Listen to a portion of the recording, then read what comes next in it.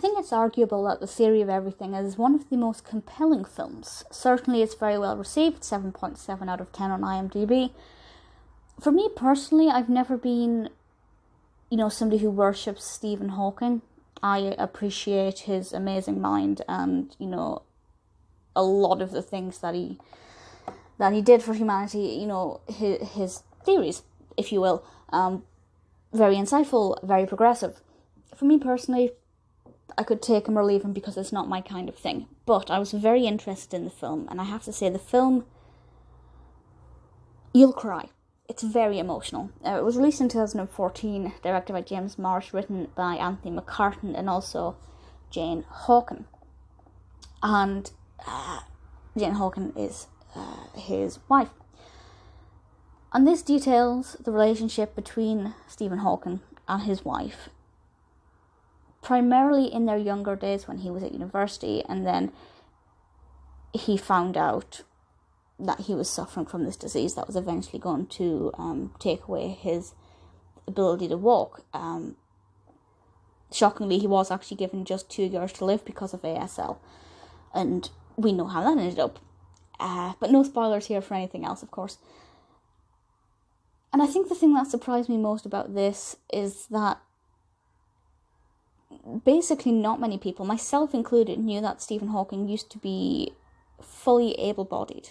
I don't want to say he was normal, because I don't like the word, but he was in the sense that if you were to look at him as a teenager, you would never have thought, well, he's going to be in a wheelchair in X number of years.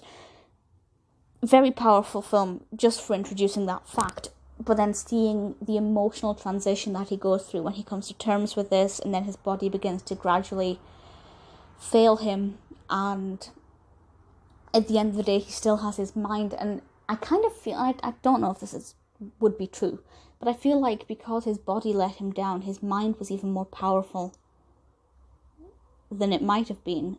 In a way, that was his driving force, not his legs. And it's a very emotional journey. It's lovely to see the bond between him and his wife and how they overcame certain problems. But at the same time, for me, it's definitely more about who he was, where he came from, and the emotional journey that he had to go through to become, or to get to the point where he became the Stephen Hawking that we knew.